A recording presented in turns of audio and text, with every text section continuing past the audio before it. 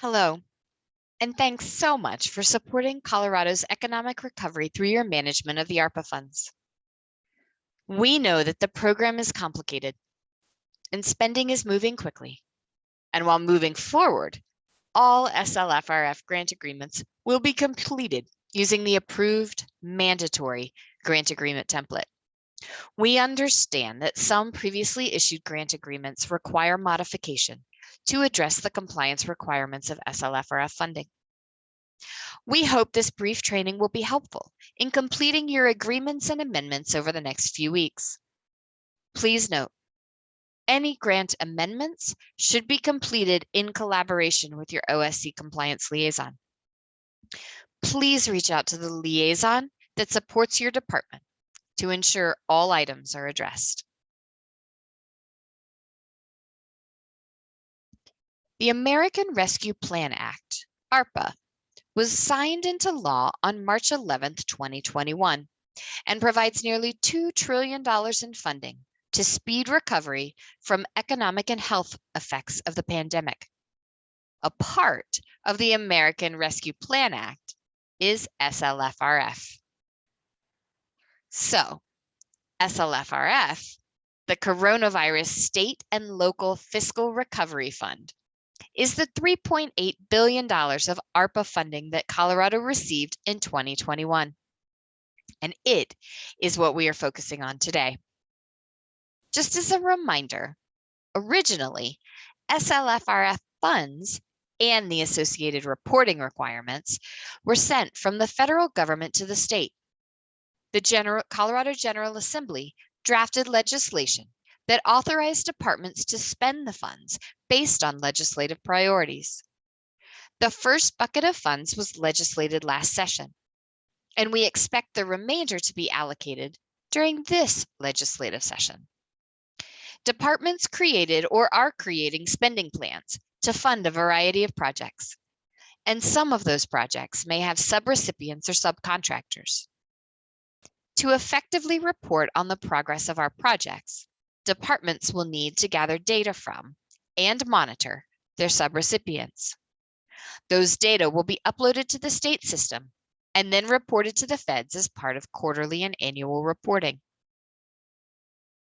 And while you may already know, ARPA SLFRF funding can only be used for 4 purposes: to respond to the COVID-19 public health emergency or its negative economic impacts, to offer premium pay to eligible workers performing essential work, replacing lost public sector revenue, or to make investments in water, sewer, or broadband infrastructure.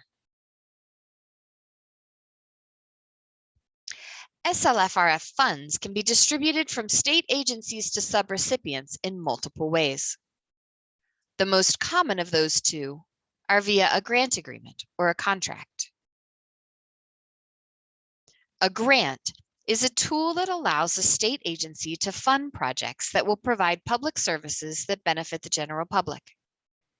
For a grant, while the funding agency defines the goals of the project, for example, providing workforce development, grantees have broad discretion in program development, and they make independent decisions about implementing the activities requested by the funding agency. If the public is the beneficiary of the funded activity, a grant is likely the appropriate tool. A contract is a legal instrument used to purchase property or services that are needed to carry out a project or program. Contractors provide goods and services based on their normal business operations, and they provide similar goods and services to many different purchasers. They may also earn a profit under the contract and generally have limited input on the design of the funded program. Sometimes it's really obvious if a subrecipient is a grantee or a contractor.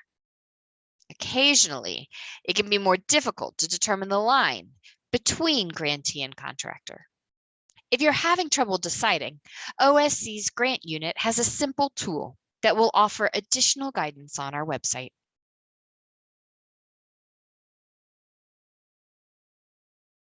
Can you use a purchase order for small projects? No. SLFRF funds should be distributed only using SLFRF grant agreement templates. Purchase order documents do not have the appropriate terms and conditions required for SLFRF funding. But what about small dollar amount grants? Small grants of SLFRF funds should use the appropriate grant template to issue those funds. Some program managers understandably assume that if they're able to use purchase orders during their normal course of business, POs may also be used for SLFRF funds. Unfortunately, this is not the case. The grant agreement templates include the requisite compliance language specific to SLFRF and must be used in all cases. Remember, purchase orders do not require subrecipients to affirmatively acknowledge the terms and conditions of SLFRF funding. Therefore, the issuing state agency assumes the risk of noncompliance. The flow of data from subrecipients to the feds is why it is so important that your subrecipients are fully aware of their responsibilities and the impact of any changes to programs. The SLFRF grant agreement packet has been created to help you manage this process. But wait, what happens if your agency did already issue grant agreements that don't include the required information? We understand the unique circumstances that required getting money out quickly and necessitated using non-SLFRF grant agreements. You will need to modify any grant agreements or purchase orders that do not include SLFRF specific requirements. Each state department has an OSC compliance liaison listed here. And we encourage you to reach out to your agency's liaison immediately so we're able to get started on updating your documentation.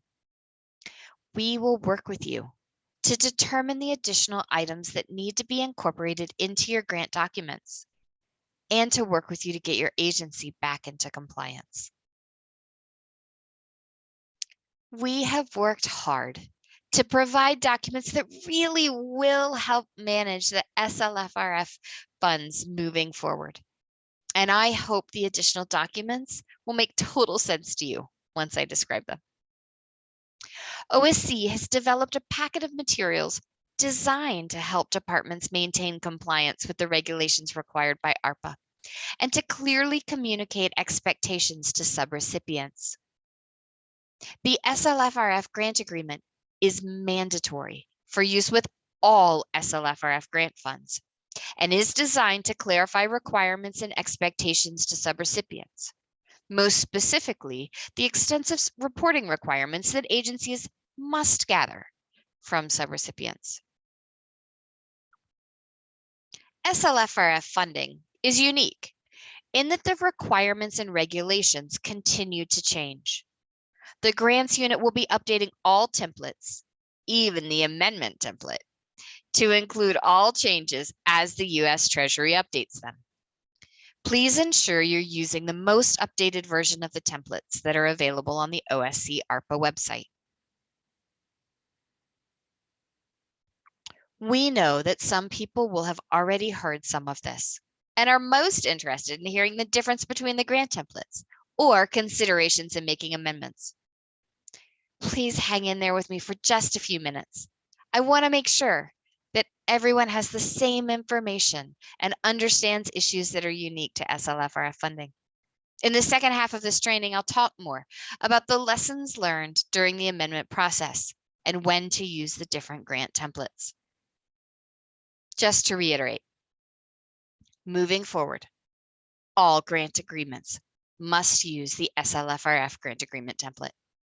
When I am speaking about amendment processes in this training, they should only be needed for previously issued grant agreements. The SLFRF grant amendment templates address all of the required SLFRF provisions. We will focus in this training on the parts of the grant template that are different from the standard template. if you're familiar with the standard grant agreement template, you'll notice that there's some significant differences between the full SLFRF grant agreement and the standard grant agreement templates.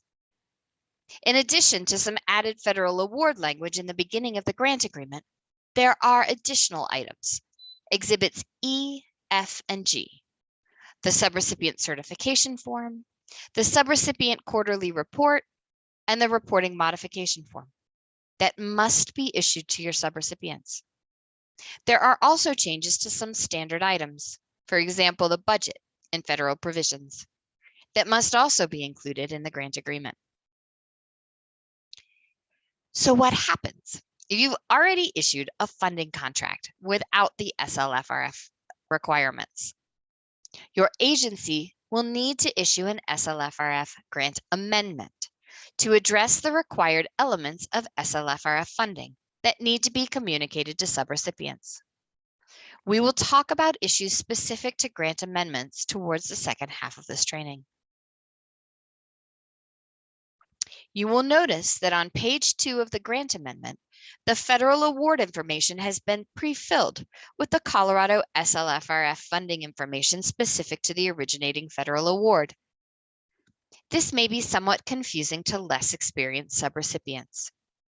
You may need to explain to your subrecipients that the information on the cover page of the original grant is what describes their grant, and that this award information is for informational purposes only, but does not mean that they are authorized to spend outside of the scope detailed on the cover page. This information should not be changed. While there are no significant differences to Exhibit A, it's worth mentioning that as with a standard grant agreement, a statement of work should include sufficient detail for an outside party, for example, an auditor, to understand the deliverables, timeline, and progress markers of the project. A clear statement of work is the documentation that your agency can refer to if you have concerns that a grantee is not adequately performing their agreed upon work. If you do not already have a clear statement of work, this exhibit should be added.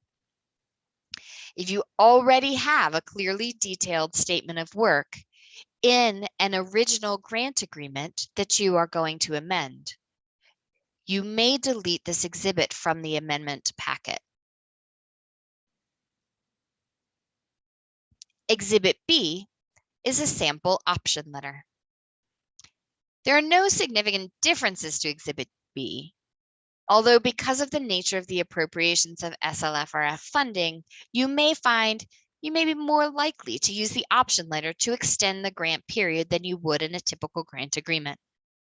For example, if the original legislation sunsets your appropriation at the end of the fiscal year, but the end date is adjusted by the legislature, you may find the option letter helpful in extending the end date of your subrecipient's project.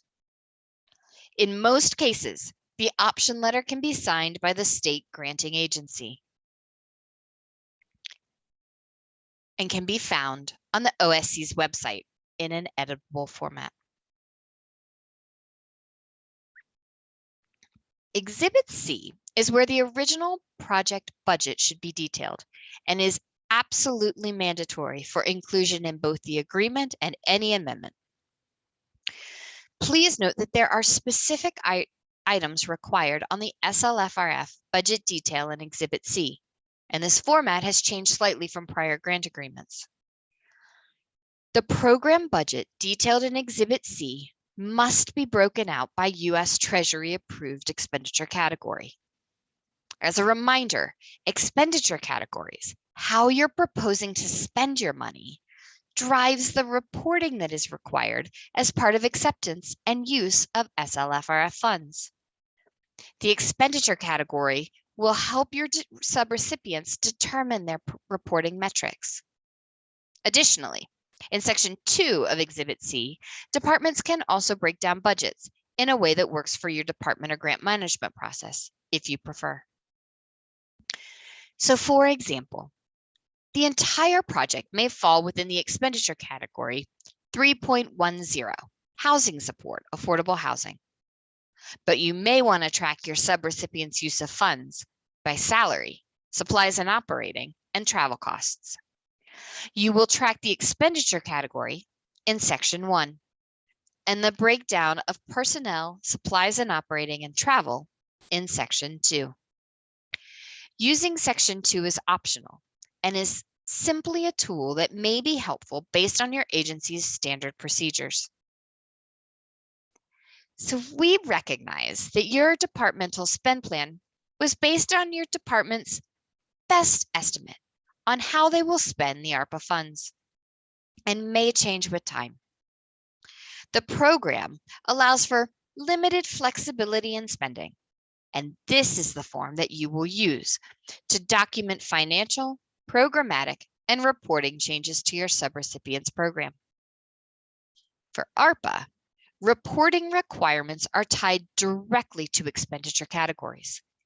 Any changes in budget or scope of work may result in changes to the reporting requirements, and this form will be used to document those changes.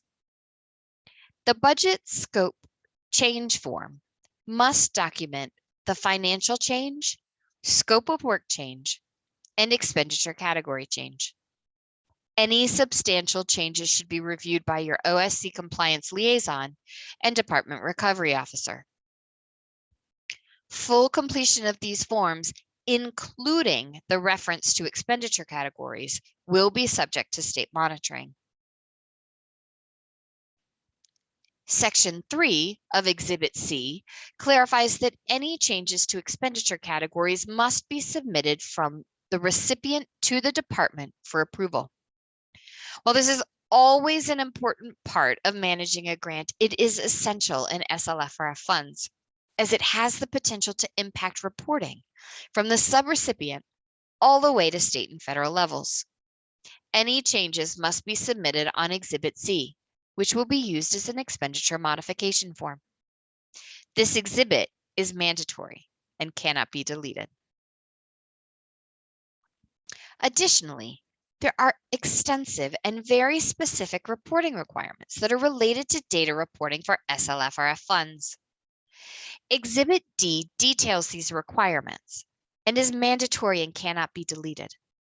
Exhibit D, Section 8, includes the current reporting requirements and details the deadlines for when data must be submitted to you as the granting agency. Most data are due to you no later than 10 days following each quarter end. SAM information for subrecipients and any additional subs is due no later than 5 days after the end of the month the award was executed. And some narrative information, primarily on project planning, demographics, and evaluation, is due upon the effective date of the grant. So, if a grant is executed in December with a start date of January 1, the subrecipient needs to submit the following: SAM and highly compensated employee information within 5 days of the grant execution date in December. Then, narrative reporting is due no later than January 1, the start date of the grant. And then, quarterly reporting is due on April 10th, the 10th day after the close of the quarter. Section 8.1 also details specific dates as a reminder. All funds for the federal program must be obligated by December 21st, 2024, and spent with work completed by the end of 2026. Now remember, this might be different for your subgrantee. These dates are the originating grant federal award, not the individual subrecipient's grant. Financial data was due from your department to OSC on January 12th, and performance metrics, the workbook from Exhibit F, are due on January 19th. Moving forward, you can expect that financial reporting will be due to OSC within the first 2 weeks following the quarter end, and performance metrics will be due to OSC 20 days after quarter end. Remember to check the OSC Recovery Act page for report due dates and expect communication from OSC on upcoming deadlines. So, how does this reporting happen? Subrecipients must complete the subrecipient quarterly report. We'll discuss the report in more detail in a moment, but for now, know that grantees must submit the quarterly report to you within 10 days following the end of each quarter. After your subrecipients submit their quarterly report workbook to you, your department will summarize the data and submit it to OSC. OSC's reporting team will give additional information about how to submit the data to the reporting team. In addition to the reporting requirements that are detailed in Exhibit D, federal and state leadership are likely to establish additional reporting requirements, even after the grant agreement is executed. The grant agreement states that the subrecipient is responsible for reporting any additional data, even if the reporting requirements are determined after the grant is executed. I can imagine that this feels a little overwhelming, but OSC and the governor's office have created a clear process to notify you when those reporting requirements are updated. We'll describe the process more when we discuss Exhibit G. This section also includes the requirement that subrecipients have an executed subrecipient certification form on file. I hope that you will review the special conditions carefully as you're preparing your grant agreement documents for subrecipients. Even experienced subrecipients are likely to need some additional instruction and clarification on their reporting and compliance requirements for SLFRF. The special conditions in the grant agreement reflect the federal requirements around managing ARPA funds. Compliance with these special conditions, as well as general federal requirements, include uniform guidance, will be subject to state monitoring and federal audit. Exhibit E, the subrecipient certification form, is a way of tracking that all entities receiving federal funds are aware of some specific requirements that impact all programs. Some of these certifications include ensuring a drug-free workplace, ensuring civil rights protections for employees and program participants, and avoiding lobbying or political activities when paid with federal funds. These certification forms must be completed by all recipients. In addition to grantees, this includes all vendors, prime contractors, and subcontractors.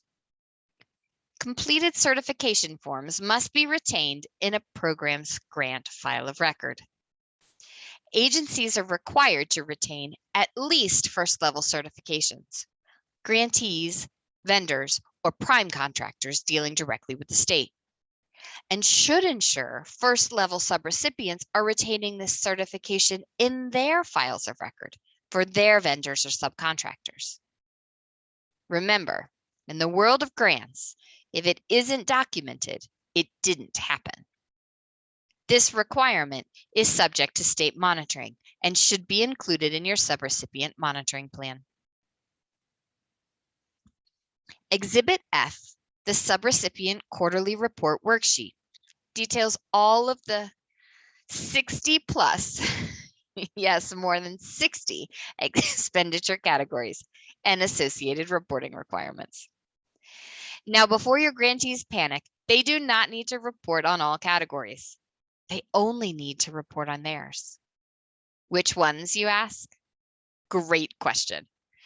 The expenditure categories are set up through collaboration with OSC's ARPA financial and reporting team and are referenced in Exhibit C, the budget. Each individual program will have some, but likely not all of your agency's expenditure categories based on the specifics of the subrecipient program's scope of work. Remember, originally ARPA funds and the associated reporting requirements were sent from the federal government to the state. The General Assembly drafted legislation and departments created spending plans to fund the projects. To effectively report on the progress of our projects, we will gather data in reverse. Departments will need to gather data from their subrecipients. Those data will be uploaded to the state system and then reported to the feds as part of quarterly monitoring. Because of the multiple layers of submittal, subrecipients must submit their data to your agency within 10 days following quarter end. Then your department will submit the data to OSC, who will then submit it to Treasury. This worksheet will be continually updated with Treasury and state reporting requirements. At any time, the most updated version of the reporting workbook is available on the OSC SLFRF webpage. You can imagine that this is why it is so important that change forms address not only the changes in cost allocation, but changes in the scope of work and expenditure categories. This exhibit is mandatory and cannot be deleted. Because we are already aware that reporting requirements will be changing, OSC and the Governor's Office have created a reporting modification form, Exhibit G. This form will be used to notify agencies and subrecipients of changes in reporting requirements that happened after the grant agreement has been fully executed. When new reporting requirements are requested or required, the requirements will be reviewed by a committee, including representatives from the Governor's Office, OSC reporting and compliance teams, the affected departments, and the agency recovery officer. Once the changes are approved, the OSC compliance liaison will work with the department to complete the reporting modification form. This form will serve as official notice of the change in reporting requirements for the agency and subrecipients. The department will issue the reporting modification form to the subrecipient, and the form must be signed by the subrecipient and the agency's grant manager. Once executed, the form must be retained in the grant file of record and will be subject to compliance monitoring and audit. The use of this form will allow the reporting requirements to be incorporated into the grant agreement without having to do a grant modification or amendment. Whew. Okay, so that's a summary of the SLFRF specific items that need to be included in all agreements that address SLFRF funding.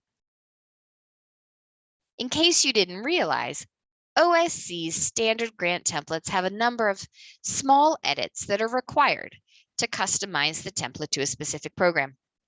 Some language is removed for non-federal funding sources. Some items are added for non-federal funding sources. For the SLFRF grant agreement, because we already know the funding source, you don't need to do any of that. We've already done it for you.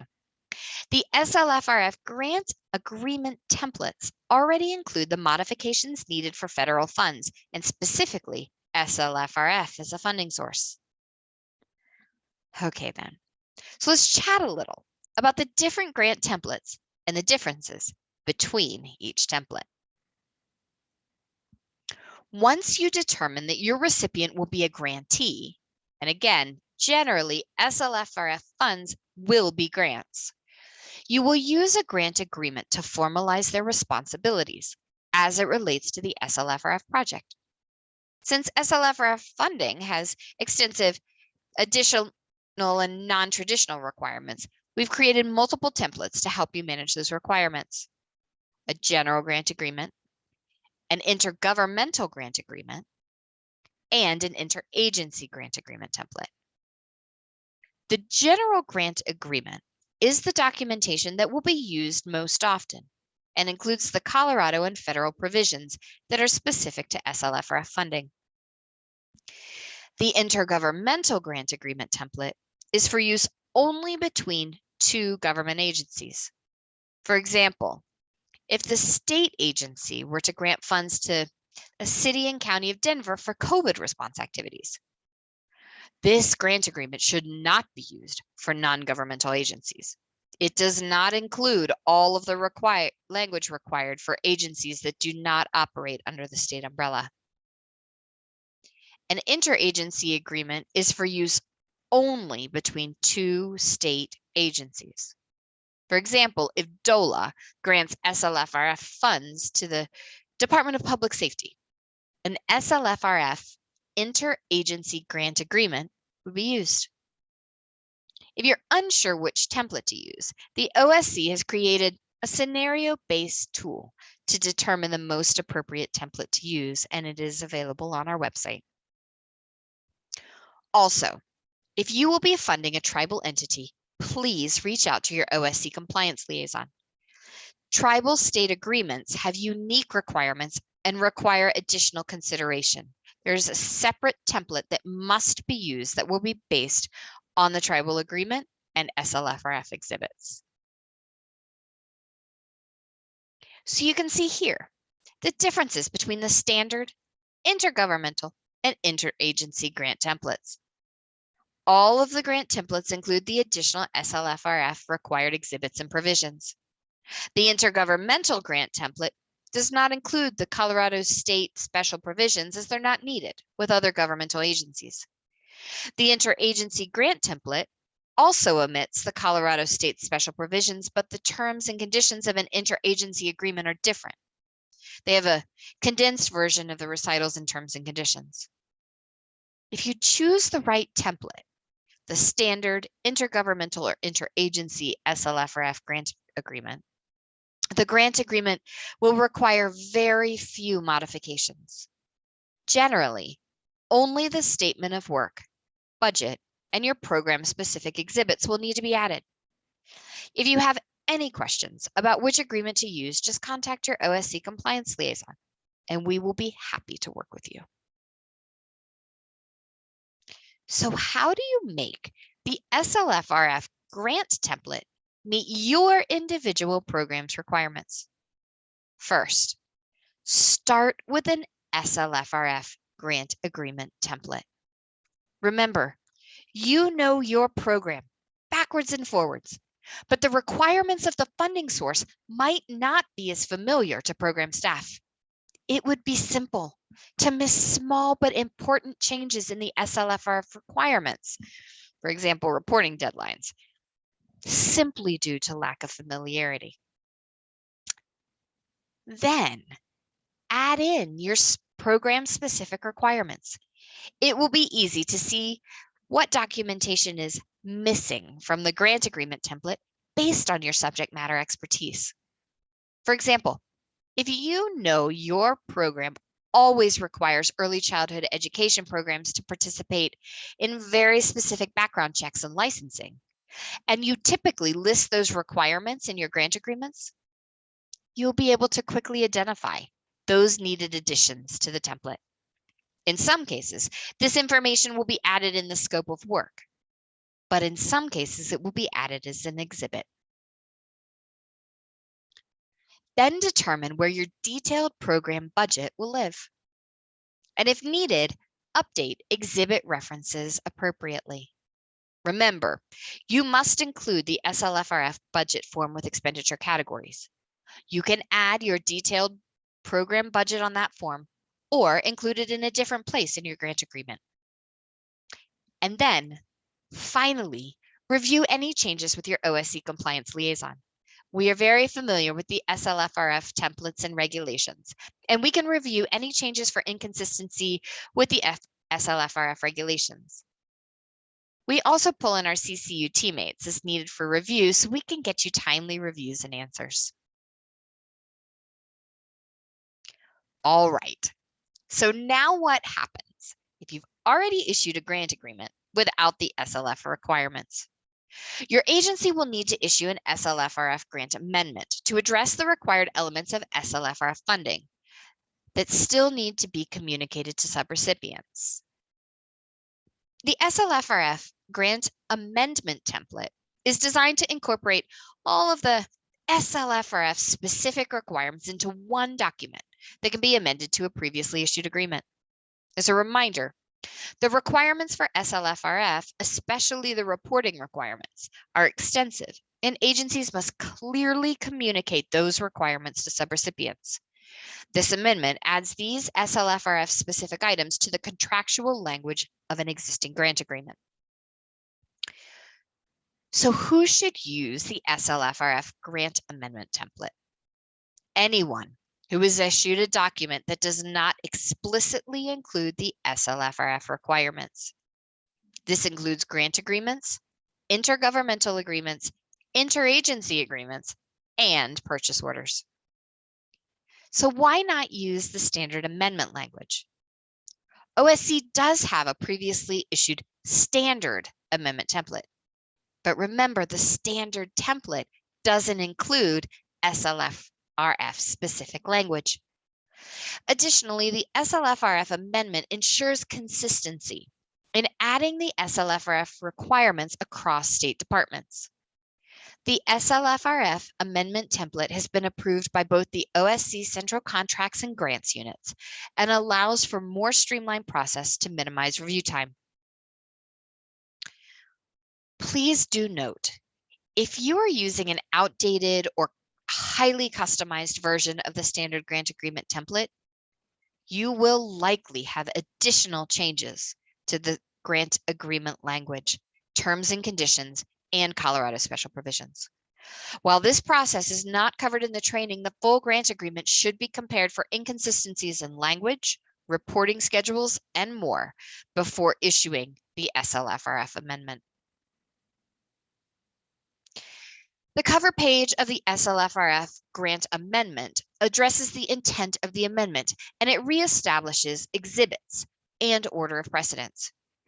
Because of the addition of the SLFRF required special conditions, the order of precedence in the original grant agreement must be updated to reflect the SLFRF specific requirements. This also addresses possible inconsistencies between the original grant agreement and the SLFRF specific requirements. The purpose section includes language that is specific to SLFRF. It can be added to, but it should not be changed. And if additional changes need to be made to the grant agreement, they can be incorporated in this section. It's essential that agencies carefully review the original grant agreement for any inconsistencies between the original grant agreement and terms and conditions of the SLFRF funding. For example, the strict reporting deadlines associated with SLFRF likely do not agree with the standard agreement timelines of a grant agreement and should be addressed. Please note, if you must amend, the amendment must be fully executed by both the state agency and the subrecipient. Agencies must have the subrecipient signature that acknowledges the additional terms and conditions of SLFRF funding. The amendment template is designed to make amending a grant agreement straightforward and easy, and it will include SLFRF specific grant requirements. Over the last few weeks, we've learned some lessons as we've been amending non-SLFRF agreements. We thought it might be helpful to share some of those common questions and lessons learned before we wrap up. Here are a couple of things that we've learned during the amendment process. On the cover page, pay particular attention to reestablishing the order of precedence. There may be duplicate exhibit references and also duplicate exhibit names, and the original order of precedence may not make sense given the SLFRF requirements. The cover page is required. On page 2 of the cover page, the federal award is listed. This sometimes gets a little confusing down the line. In some cases, the amendment drafter may realize the federal award information is needed, but program staff or maybe other reviewers may not understand the purpose of the entry. Do not remove this information. The purpose may need to be explained to the other agency staff. Statement of work. Confirm that a prior statement of work reporting schedule doesn't have reporting dates that are incompatible with SLFRF. The option letter exhibit is included, assuming an option letter wasn't included in the current executed grant agreement. If it hasn't been included in the previously executed agreement, it should be left in. But if the original agreement already includes an option letter example, this exhibit may be deleted and the exhibit list and all references to exhibits may be updated. The budget. We've gotten questions about whether or not Section 2 the budget by function must be completed. In some cases, agencies already include detailed budgets in their statements of work, or maybe they already had a detailed programmatic budget. Section 2 is optional. However, this form is not optional. Section 1 must be included in this format as a freestanding exhibit in all agreements that distribute SLFRF funding. If your original grant agreement included a budget exhibit, this exhibit title may need to be changed to SLFRF budget. The federal provision. Some programs already have federal provisions included in their original agreement, or they have agency-specific provisions. For example, maybe some that describe construction-specific requirements. Exhibit D, the federal provisions that are SLFRF specific must be included. It is not sufficient to have your agency's standard federal provisions included. It is unlikely that they will conflict, although it is possible they may have duplicated information. And it's really important to check. Again, reporting deadlines seem to be the most common conflict that we have found so far. Please include your OSC compliance liaison in the review process. And thanks to all of you who've already done so. We can help you resolve order of precedence challenges. No changes should be made to this federal provisions exhibit without discussion with an OSC compliance liaison. The subrecipient certification form, quarterly report, and reporting modification forms are SLF specific, they're mandatory, and they cannot be deleted.